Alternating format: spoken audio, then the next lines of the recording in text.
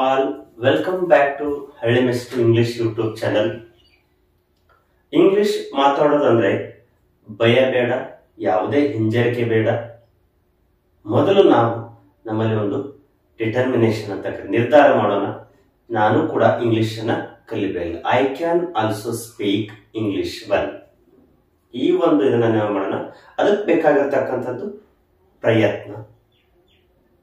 ಪ್ರಯತ್ನಕ್ಕೆ ಯಾವಾಗಲೂ ಕೂಡ ಜಯ ಇದ್ದೇ ಇದೆ. ನೀವು ಕೂಡ ಎಲ್ಲರ ತರ ಇಂಗ್ಲಿಷ್ ಮಾತಾಡೋದನ್ನ ಕಲಿಬಹುದು. ಸೊ ಈ ಒಂದು ವಿಡಿಯೋ ಮುಖಾಂತರ ಏನ್ ಹೇಳಿಕ್ಕೆ ಇಷ್ಟಪಡ್ತಿದ್ದೇನೆ ಅಂದ್ರೆ, ಅಡ್ವಾನ್ಸ್ಡ್ ಸ್ಟ್ರಕ್ಚರ್ ಮುಖಾಂತರ ಇಂಗ್ಲಿಷ್ ಅನ್ನು ಹೇಗೆ ಕಲಿಯೋದು, ಯಾವ ರೀತಿಯಾಗಿ ಅವುಗಳನ್ನು ಬಳಸೋದು ಅನ್ನೋದನ್ನ ಇವತ್ತಿನ ಒಂದು ತರಗತಿಯಲ್ಲಿ ನೋಡೋಣ. ಬಿಫೋರ್ ದಟ್, ಯಾರೆಲ್ಲ ನಮ್ಮ ಚಾನಲ್ ಹೊಸದಾಗಿ ನೋಡ್ತಾ ಇದ್ರಿ, ದಯವಿಟ್ಟು ಸಬ್ಸ್ಕ್ರೈಬ್ ಮಾಡ್ಕೊಳ್ಳಿ. ಅದೇ ರೀತಿ ಪಕ್ಕದಲ್ಲಿರ್ತಕ್ಕಂಥ ನೋಟಿಫಿಕೇಶನ್ ಬೆಲ್ ಮೇಲೆ ಕ್ಲಿಕ್ ಮಾಡಿ ನೋಟಿಫಿಕೇಶನ್ ಅನ್ನ ಆಲ್ ಮಾಡಿಟ್ಕೊಳ್ಳಿ. ವಿಡಿಯೋ ಇಷ್ಟ ಆದ್ರೆ ಲೈಕ್ ಕೂಡ ಮಾಡಿ. Okay, let's have on the class. Advanced spoken English structure. Advanced ಆಗಿ ಮಾತಾಡುವಂತ ಒಂದು ಸ್ಪೋಕನ್ ಇಂಗ್ಲಿಷ್ ಸ್ಟ್ರಕ್ಚರ್ಗಳ ಬಗ್ಗೆ ಈ ಒಂದು ವಿಡಿಯೋದಲ್ಲಿ ನಾನು ನಿಮಗೆ ಹೇಳಿಕೊಡ್ಲಿಕ್ಕೆ ಬರ್ತಿದ್ದೇನೆ. ಓಕೆ, ಇಂಗ್ಲಿಷ್ ಕಲಿಬೇಕು ಅಂದ್ರೆ ಮಾತ್ರ ಈ ವಿಡಿಯೋ ನೋಡಿ. ನೀನು ಮನೆ ಕಟ್ಟಬೇಕು ಅಂತ ಅನ್ಕೊಂಡ್ರೆ ಮಾತ್ರ ಹೋಮ್ ಲೋನ್ ಅನ್ನ ತೆಗೆದುಕೋ.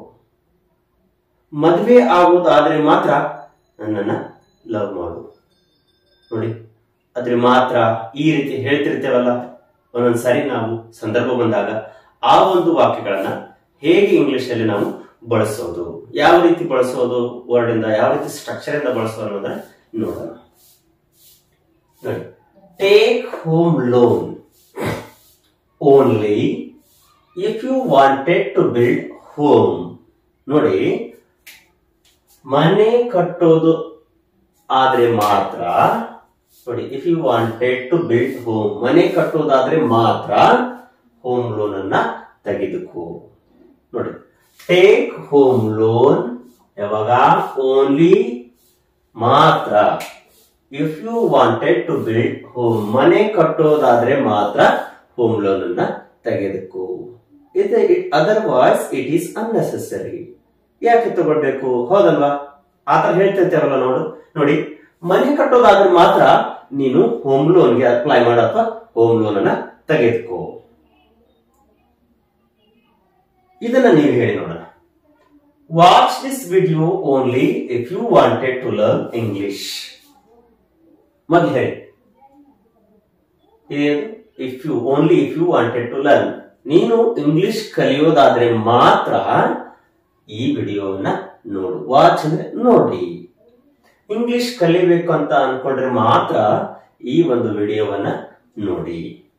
ಇದೇ ಸ್ಟ್ರಕ್ಚರ್ ನ ಬಳಸಿ. Okay, next go for third one. Love me only if you wanted to marry me. ನನ್ನನ್ನ ಮದುವೆ ಆಗೋದಾದ್ರೆ ಮಾತ್ರ ಪ್ರೀತಿ ಮಾಡು. But otherwise don't waste time. ಹೇಳ್ತಿರ್ತಾರಲ್ವ, ನೋಡಿ, love me only if you wanted to marry me. ನನ್ನನ್ನ ಮದುವೆ ಆಗೋದಾದ್ರೆ ಮಾತ್ರ ಪ್ರೀತಿ ಮಾಡು. ಈ ರೀತಿ ಒಂದು ಸಿಂಪಲ್ ಅಡ್ವಾನ್ಸ್ ಸ್ಟ್ರಕ್ಚರ್ ಮುಖಾಂತರ ನೀವು ಮಾತಾಡಿದಾಗ ನಿಮ್ಮ ಭಾಷೆ ಕೂಡ ಇಂಪ್ರೂವ್ ಆಗುತ್ತೆ, ನಿಮ್ಮ ಸ್ಪೋಕನ್ ಇಂಗ್ಲಿಷ್ ಕೂಡ ಇಂಪ್ರೂವೈಸ್ ಆಗುತ್ತೆ. ಅದನ್ನ ಮಾತಾಡುವಾಗ ಯಾವುದೇ ಒಂದು ಭಯ ಬೇಡ, ತಪ್ಪುಗಳ ಬಗ್ಗೆ ನೀವೇನ್ ಮಾಡಬೇಡಿ. Don't worry about that. Mistakes are common. ಎಲ್ಲರೂ ತಪ್ಪು ಮಾಡೋದೇ. ಓಕೆ, ನೋಡಿ, do admission to science only if you wanted to do MBBS. ನೀನು ಡಾಕ್ಟರ್ ಓದೋದಾದ್ರೆ ಮಾತ್ರ ಇದಕ್ಕೆ ಸೈನ್ಸ್ಗೆ ಅಡ್ಮಿಷನ್ ಮಾಡಿಸು. ಹೌದಲ್ಲ? ನೋಡಿ, ಇದನ್ನ ಮೊದಲು ಹೇಳಿ. If you wanted to do MBBS, ಇದನ್ನ ಮೊದಲಿಗೆ ಹೇಳ್ಬೇಕು. ನಾವು ಯಾವಾಗ ಕನ್ನಡದಲ್ಲಿ ಮೊದಲು ಹೇಳ್ತೇವಲ್ಲ, ನೀನು ಡಾಕ್ಟರ್ ಅಥವಾ MBBS ಮಾಡೋದಾದ್ರೆ ಮಾತ್ರ ಏನ್ ಮಾಡು, ಸೈನ್ಸ್ಗೆ ಅಡ್ಮಿಷನ್ ಮಾಡು ಅಂತ ಅರ್ಥ. Do exercise regularly only if you wanted to become healthy person. ನೀನು ಆರೋಗ್ಯವಂತ ವ್ಯಕ್ತಿಯಾಗ್ಲು ಆಗ್ಬೇಕಂತ ಮಾತ್ರ ಏನ್ ಮಾಡಿ, ಪ್ರತಿದಿನ ವ್ಯಾಯಾಮವನ್ನ ಮಾಡಿ. ನೀನು ಆರೋಗ್ಯವಂತನಾಗಿ ಇರಬೇಕನ್ಕೊಂಡ್ರೆ ಮಾತ್ರ ದಿನಾಲು ಎಕ್ಸರ್ಸೈಸ್ ಮಾಡಿ ಅಥವಾ ವ್ಯಾಯಾಮವನ್ನ ಮಾಡು. ಈ ರೀತಿ ಹೇಳ್ಕೊತಾವ. Take the car out only if you wanted to drive. ನೋಡಿ ಹೇಳಿ, ನೀವೇ ಹೇಳಿ. Take the car out only if you wanted to drive it. ನಿನಗೆ ಕಾರ್ ಓಡಿಸೋಕೆ ಬರುತ್ತೆ ಅಂತ ಆದ್ರೆ ಮಾತ್ರ ಕಾರನ್ನ ಹೊರಗೆ ತೆಗೆದುಕೊಂಡು ಹೋಗು, ಇಲ್ಲ ಅಂದ್ರೆ ಏನೋ ಒಂದು ಘಟನೆ ಆಗ್ಬಿಡುತ್ತೆ. ಹೌದಲ್ವಾ? ಈ ರೀತಿ take the car out only. ಯಾವಾಗ ನಿನಗೆ ಕಾರ್ ಅಂದ್ರೆ ಡ್ರೈವ್ ಮಾಡೋಕೆ ಬರುತ್ತೆ ಅಂತ ಆದ್ರೆ ಮಾತ್ರ ಕಾರನ್ನ ಹೊರಗೆ ತೆಗೆದುಕೊಂಡು ಹೋಗು. ಓಕೆ, ನೋಡಿ. Make a separate room only if you wanted to live there. ನೀನು ಅಲ್ಲಿ ಆ ರೂಮ್ ಅಲ್ಲಿ ಇರೋದಾದ್ರೆ ಮಾತ್ರ ಸಪರೇಟ್ ಅಂದ್ರೆ ಒಂದು ಸಪರೇಟ್ ರೂಮ್ ಅನ್ನ ಹುಡುಕು ಅಥವಾ ಸಪರೇಟ್ ರೂಮ್ ಅನ್ನ ಮಾಡು. ಇಲ್ಲದಿದ್ರೆ ವೇಸ್ಟ್ ಆಗುತ್ತಲ್ವ? ಹೌದಲ್ವಾ? ನೀನ್ ಇರೋದಾದ್ರೆ ಮಾತ್ರ ಒಂದು ಸಪರೇಟ್ ರೂಮ್ ಅನ್ನ ಅಲ್ಲಿ ಮಾಡು. Okay, next go for next one. Work hard only if you wanted to achieve in your life. ನೀನು ಜೀವನದಲ್ಲಿ ಏನನ್ನಾದ್ರೂ ಸಾಧನೆ ಮಾಡಬೇಕು ಅಂತ ಅನ್ಕೊಂಡ್ರೆ ಮಾತ್ರ ಕಷ್ಟಪಡು. ಹೌದಲ್ಲ? ಹೇಳ್ತಿರ್ತೀವಿ ನಾವು, ಏನು ಇಲ್ಲದೆ ಇದ್ರೆ ಏನು ಕೂಡ ಆಗೋದಿಲ್ಲ. ನಾವು ಕಷ್ಟ ಪಡೆದಿದ್ರೆ ಏನು ಕೂಡ ಸಿಗೋದಿಲ್ಲ ನಮ್ಮ ಜೀವನದಲ್ಲಿ. ಅದಕ್ಕೆ ಹೇಳ್ತೀವಿ, work hard only if you wanted to achieve in your life. ನಿಮ್ಮ ಜೀವನದಲ್ಲಿ ಏನನ್ನಾದ್ರೂ ಸಾಧನೆ ಮಾಡಬೇಕು ಅಂತ ಅನ್ಕೊಂಡ್ರೆ ಮಾತ್ರ ಕಷ್ಟಪಡಿ. ಹೌದಲ್ವಾ?